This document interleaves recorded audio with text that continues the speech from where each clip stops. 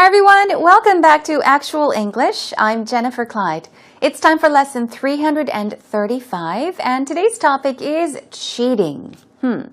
So this could be an interesting topic to talk about. Have you ever had a conversation with a friend, anybody, a colleague, maybe a family member about cheating? Well, first of all, what is the meaning of to cheat on somebody? It means to be unfaithful. Say, for example, if you are married, you have a husband or a wife, and if you are unfaithful, if you have a relationship with another person, well, you are being unfaithful to your spouse. Thus, you are cheating on your husband or your wife. Of course, you can also cheat on your partner. That is, if you are not yet married, but do have a girlfriend or a boyfriend. Cheating is not a nice thing. Yes, you can hurt each other's feelings, and in the end, you may even end up going your separate ways, meaning, breaking up, or the relationship may even end up in a divorce. Anyhow, let's talk about what these two mention in today's actual talk conversation. Let's listen first.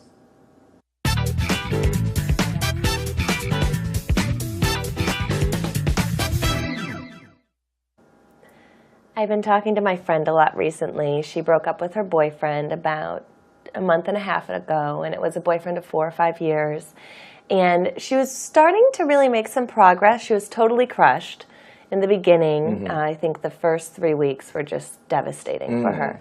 And then she's gone on her first date with someone new and started to make a lot of progress. And then she finds out that her boyfriend had been cheating on her. So the relationship had ended because they felt like they were going different directions and it was time to just let go. And she had really begun healing. And then she found out about his infidelity and it just opened up all those wounds. Yeah. It's just a really difficult situation. Have you ever been cheated on? Unfortunately, yes. Me too. Yeah, it was a long time ago now. It was like 10, 15 years ago. I was traveling around the world with my girlfriend and we were living together, and then I found out that she'd been cheating on me. And I was gutted, obviously. Crushed, didn't know which way to turn, a long way from home, a long way from friends. No family. Yeah, so that was really difficult to deal with. But I think it happens. I think in the world that we live in nowadays, it's a lot more prominent. Right. I mean, I think it's just, I don't know, human nature, kind of, that these things happen. I don't think it's acceptable. I don't think it's good. No. After I was cheated on, I kind of went through probably a similar experience as you and was quite bitter and kind of hated men for a little while. That's to be expected. And it affected my next relationship. I got in a really unhealthy relationship after that. Yeah. 2 relationships later, I was fine. But yeah, it's just a really difficult situation. It happens, but it doesn't make it easier. I think the moral of the story is don't date somebody after they've been cheated on. Right. Wait till the second one. That's right. So that was a conversation between Martin and Mary, and they were talking about cheating, today's topic. Let's take a look at the conversation together. Here we go. Mary says, I've been talking to my friend a lot recently. So she's talking about how she's been talking to her friend. Okay. She broke up with her boyfriend about a month and a half ago. So now we know what happened to her friend. Her friend broke up with her boyfriend. Okay. So they separated. And when was it? A month and a half ago. And it was a boyfriend of 4 or 5 years. Let's take a look at this. A boyfriend of 4 or 5 years. What does that mean? A boyfriend of 4 or 5 years. A girlfriend of 3 years. We're talking about how long these two dated. So if you say, it was a boyfriend of 4 or 5 years, you're saying that these two dated for about 4 to 5 years. They were together for 4 to 5 years. All right? And then she says, she was totally crushed in the beginning. Let's take a look at this vocab word, crush, crush. You can crush something. Let's say, for example, you can crush a nut. You could crush a cookie. You could also crush somebody's heart or just somebody. If you say that you are crushed, it means that your feelings are really, really hurt. You're feeling pain. You are very sad, for example. Okay, so if you're crushed, you're saying that you're, I don't know, very sad and also disappointed in something at the same time, a great deal. You can also say that you're crushed when you feel humiliated. Okay, when someone humiliates you, they can crush you. But here she's talking about how her friend was feeling pain. Okay, she was hurting because of the breakup. So she was totally crushed in the beginning. Okay, I think the first 3 weeks were just devastating for her. So the first 3 weeks were devastating for her, meaning they were very, very difficult for her to deal with. And then she's gone on her first date with someone new. Here we go. Now she has gone on her first date. With who? Somebody new. So a new person, and started to make a lot of progress, meaning that things were going quite well. So up to this point, we understand that Mary's friend, she went through a breakup. She broke up with a boyfriend that she's dated for 4 to 5 years, and she had a very difficult time. She was in a lot of pain for about 3 weeks in the beginning of the breakup, but now, as time has passed by, she's starting to date new people.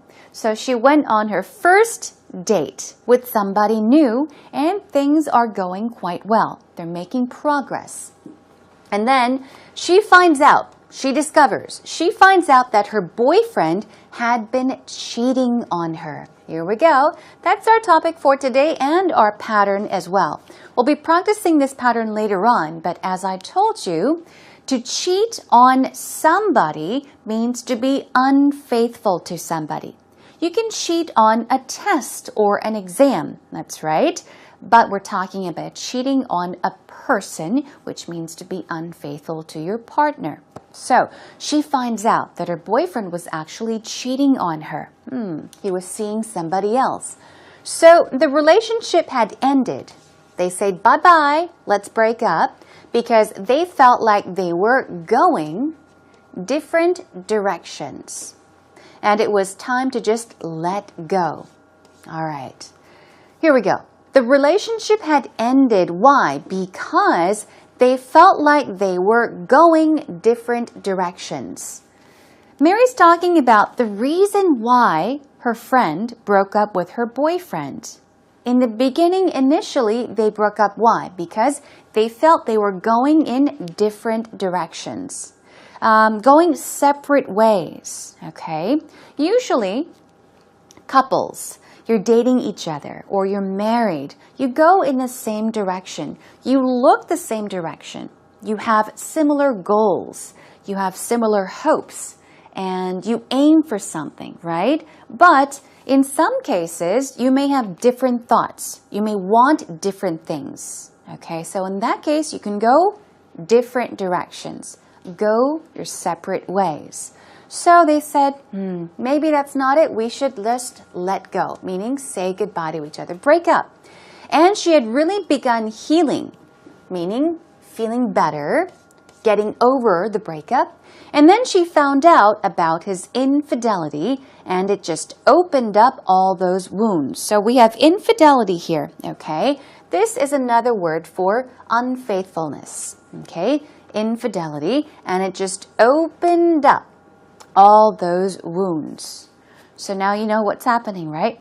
In the beginning, they broke up because they felt that they were going their separate ways. They weren't meant for each other, but she later finds out that, he was cheating on her, that he was being unfaithful. Okay, moving on. It's just a really difficult situation. Breakups are very difficult, especially if you find out that your partner had cheated on you. So she asks, have you ever been cheated on? Martin says, unfortunately, yes. And Mary says, me too. I guess it happens. Martin says, it was a long time ago, 10 or 15 years ago. Okay, so we know when it happened to Martin. I was traveling around the world with my girlfriend. Okay, they were traveling together. We were living together, and then I found out that she had been cheating on me. Okay, so here we go. He finds out, he discovers that she had been cheating on him. And he says, I was gutted, obviously. Crushed. Here we go. Crushed once again. So he was crushed. He was very, very upset. He was very hurt, because he found out that his girlfriend was cheating on him. But here's the word gutted. I was gutted. Martin says that he was gutted. What does that mean? Now, gut as a noun could mean our intestines, our stomach actually, okay? We're talking about our organ, our stomach. But if you use gut as a verb, it means to take someone's stomach out. I know it sounds kind of disgusting, but basically that's what it means. It means to take your intestines or your inner organs, such as your stomach, out. Imagine what we do to animals, okay? But here he's not saying that somebody pulled his stomach out, but he's saying that he was very, very disappointed. Okay, he's expressing that feeling, that pain, for example, and disappointment. So he's saying, I was gutted, obviously, and also crushed. So deeply hurt. Okay, and then let's move on. I didn't know which way to turn. I didn't know which way to turn, meaning he's just saying I didn't know what to do. I didn't know who to talk to, who to go to. A long way from home, a long way from friends. So he wasn't able to go home and talk to his family members. He wasn't able to go to his friends to talk to his friends. He did not know which way to turn. So that was really difficult to deal with. But I think in the world we live in nowadays, it's a lot more prominent. So that's also a vocab word, okay? Prominent. I think we saw this word several times. If you say that something is prominent, you are saying that it is easily noticeable. It stands out. So if something stands out, it's easy to see. It's easy to notice. So you're saying, yeah, it's noticeable, it's prominent, thus it's more common, okay? So in the world we live in nowadays, okay, in the current world we're living in, it happens quite commonly. It's a lot more prominent. Right, Mary says, I think it's just human nature. Now, what is human nature? Of course, you can refer to nature itself, okay? What we are surrounded by, such as, let's see, trees, the ocean, things like that, the mountains. But when you say that something is human nature, you're saying that it's something that's easily seen, that's shared among people in general. We're talking about these characteristics and traits that people have in common. So, well, she's saying, I think it's just human nature. It just happens, you know.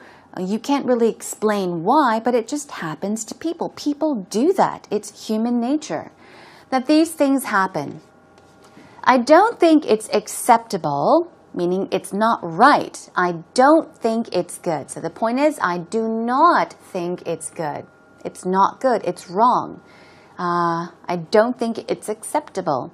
After I was cheated on, I went through a similar experience as you. So one more time, she's talking about how she was cheated on. Now, what kind of experience did she go through? She says, I was quite bitter. Bitter, we use this word a lot to describe taste, for example. You can say, this fruit is bitter. This juice is bitter. People often say that grapefruit is slightly bitter. That's right. So bitter is used to describe or express a certain taste. But when you say that you are feeling bitter or that somebody is bitter, we're saying that he or she is angry, upset. So she says that she was quite bitter and kind of hated men for a little while. So she felt hatred towards men after that breakup, or after she found out that her boyfriend had cheated on her. That's to be accepted, meaning, yeah, that's normal. It happens. Mary says, it affected my next relationship. Okay, so it played a role. It affected her next relationship. Thus, it wasn't really good. She was suffering from her old relationship or the old breakup, that it was reflected in the new relationship. It affected my next relationship. I got in a really unhealthy relationship. Okay? If you say healthy relationship, you're saying that it's a good relationship. A relationship that is good for each other. For example, if you make each other happy, feel happy, then, of course, you are in a healthy relationship. But if you are in an unhealthy relationship, you're not making each other happy. You're making each other angry, upset, sad, things like that.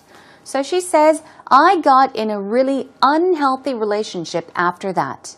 2 relationships later, so after dating 2 people, 2 relationships later, I was fine. I was okay, but it's just a really difficult situation. Moving on.